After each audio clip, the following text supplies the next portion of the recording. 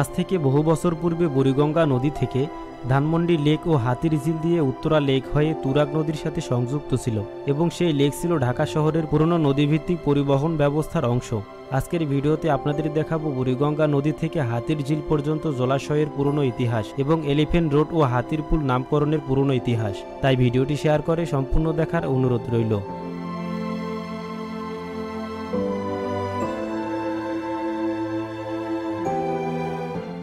বুড়িগঙ্গা নদী থেকে হাতির পুল পর্যন্ত যে লেকটি ছিল তার নাম ছিল হাতির ঝিল, যা বর্তমানে ঢাকা শহরের একটি আধুনিক এলাকা।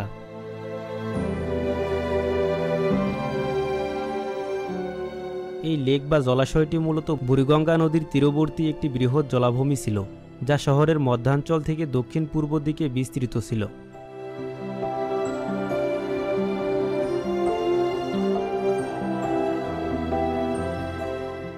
হাতির ঝিল একটি প্রাকৃতিক জলাশয় ছিল এবং এটি ঢাকা শহরের পুরনো নদীভিত্তিক পরিবহন ব্যবস্থার অংশ ছিল। তৎকালীন সময় প্রাকৃতিক লেকটি মূলত বুড়িগঙ্গা নদী থেকে শুরু হয়ে ধানমন্ডি লেক পার্ক হয়ে হাতিরপুল পর্যন্ত বিস্তৃত ছিল। হাতির ঝিলের পানিপথের এই লেকটি মূলত বুড়িগঙ্গা নদী থেকে পানি আসত এবং বেশ কিছু ছোট খাল ও জলপথের মাধ্যমে তা শহরের বিভিন্ন অংশে প্রবাহিত হতো। এই জলপথের মাধ্যমে সদরঘাট এবং হাতিরপুল এলাকার মধ্যে নৌপথ ব্যবহার হয়ে আসত।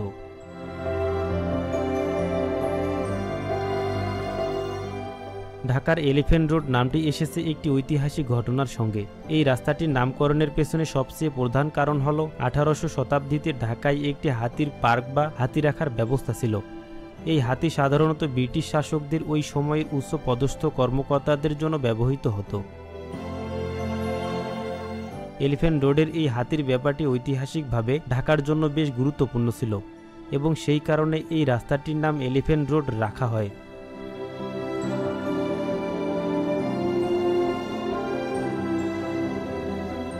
1950 থেকে 1960 সালের মধ্যে এই অঞ্চলের ভৌত পরিবর্তন শুরু হলে ধীরে ধীরে লেকটি ভরাট হতে থাকে। তখনকার সময়ে শহুরে উন্নয়ন, সড়ক নির্মাণ এবং অন্যান্য অবকাঠামোগত পরিবর্তনের ফলে এই লেকের অস্তিত্ব হারিয়ে যায়। এর ফলশ্রুতি বর্তমানে ধানমন্ডি এলাকায় পানি জমে যাওয়ার মূল কারণ। এছাড়াও বর্তমানে ড্রেনেজ সিস্টেম, শহরের কাঠামোগত পরিবর্তন, অতিরিক্ত বৃষ্টিপাত এবং ঢাকার ঘনবসতি, এসব সমস্যার কারণে বর্ষা মৌসুমে সামান্য বৃষ্টি হলে হাঁটু সমান পানি ও সাধারণ মানুষের ভোগান্তি হয়। তাই সরকারিভাবে গ্রিন রোড এলাকাটি পানি নিষ্কাশনের উন্নত ব্যবস্থা করার জন্য অনুরোধ জানাচ্ছি।